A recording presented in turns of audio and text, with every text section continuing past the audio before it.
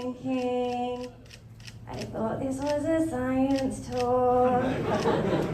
She looks really dumb. And like, you are half right, I did skip submitting my PhD so I could go to Taylor Swift last week. We make good choices. No, but I do get this a lot. I get it all the time. I go on a lot of first dates, take from that what you will. And I'm always like, they're like, oh, so what are you doing? I'm like, oh, I'm a biologist.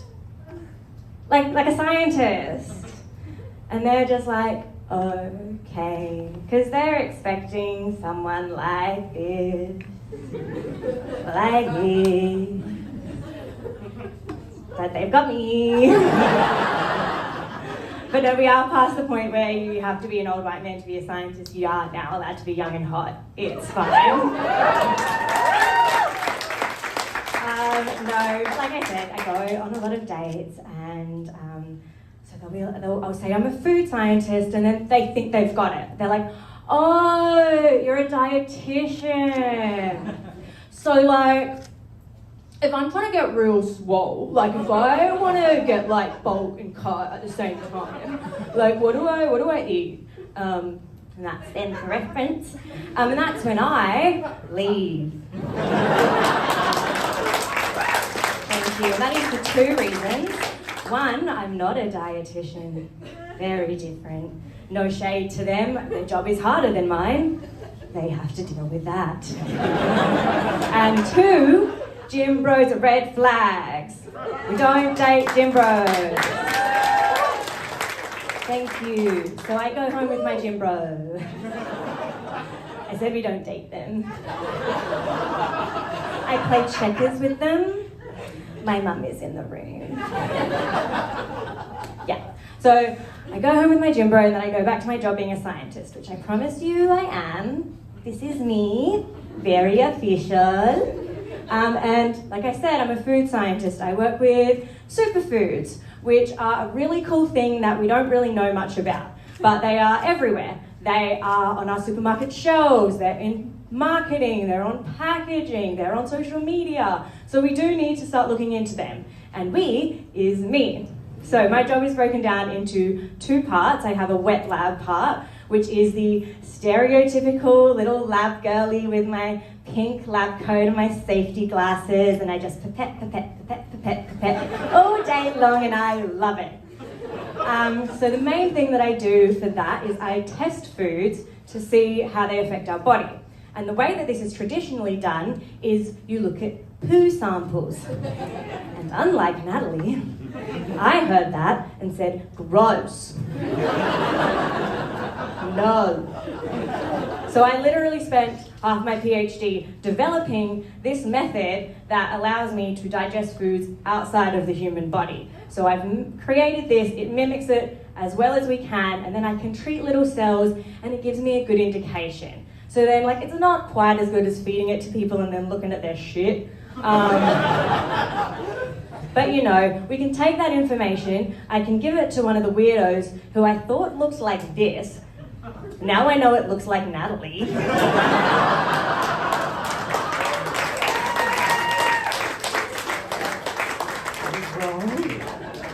I can go, oh, this is a good start. This one won't be a waste of your time.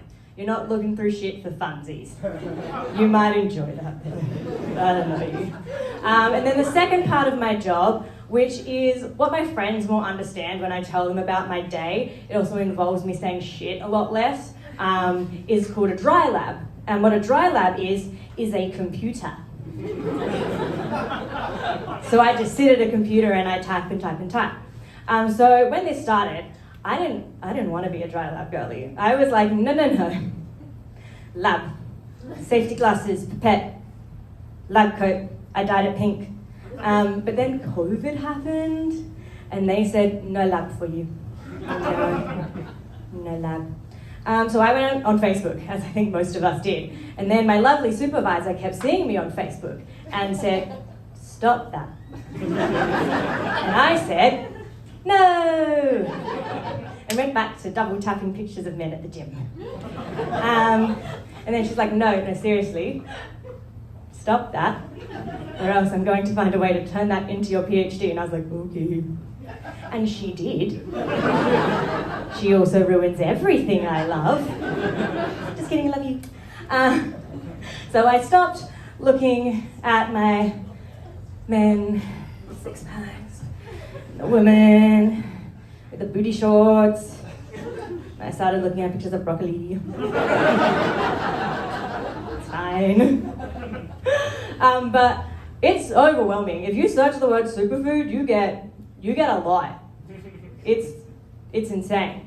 So let me break it down sort of for you, like what you'll get. So you'll get claims. So that's people being like, this food does this thing. And then you have people asking questions like, hey, will this food do this thing? And then you get people just sharing their food, which is really cool. They're sort of like, hey, this is my superfood smoothie. I'm better than you. Or you get people like advertising products, which is very similar. They're like, hey, look at my superfood smoothie. I'm better than you, but you could be better than you too if you buy this $100 smoothie packet, hashtag ad, hashtag not spawn, hashtag actually spawn. So I took a bunch of the claims, so that was the this food does this thing bit, and I gave them to a bunch of professionals. So I gave them to the dietitians and doctors and researchers, and I asked them to rank them and say, hey, like which one of these are accurate? Like what is out there? And that way, when the gym bros ask me what to eat, I can tell them and maybe get a second date. Just kidding, red flags. But it was really quite confusing because there is no information on them, they didn't really agree because we don't know what a superfood is. So some of them would be like, oh yeah, 10 out of 10, so right, like that's super duper. And then one would be like, no, that's super duper wrong, Jackie, no. So we do need a bit of a more definitive definition, but they did agree on some, and people, like I said, do ask me what are the good ones, so I thought we could play a game in the only way I know how, with Tinder. And we could go through some of the claims that they did actually agree on and find out, are they super true or super false? So, pomegranates. Studies on pomegranates hint at benefits for people with existing health problems. Do we think yes or no? Make a noise, it's really awkward for me. And it is true. But the key word here is it hints at them. So we don't actually know, like it might be, and it's only existing health problems. So it's like a lot of effort to like peel the pomegranates for maybe some good stuff. Like, I don't know if you peeled a pomegranate, it's hard. Number 2, MCT oil can help you lose weight as it is quickly burned and metabolized and can speed up your metabolism. It gets absorbed directly from your gut into the liver and doesn't get stored as fat. True or false? You're so good at this. Yeah, don't drink oil. That's fucking weird. Like, it might be better than other oils. Don't drink it. And finally, oats are high in soluble fiber and have been linked to lowering your blood pressure and overall cholesterol levels. True! Oh, you're so good. Yay! So you can eat your overnight oats with pride. Or you can eat bacon and eggs. I really don't care, I'm not your mum. My mum is here and does like overnight oats though, so she's pretty smart. Just kidding, nah, she isn't. Sorry, Mum. So, I guess overall, I should leave you with a couple messages. 1, do not believe everything we read on the internet.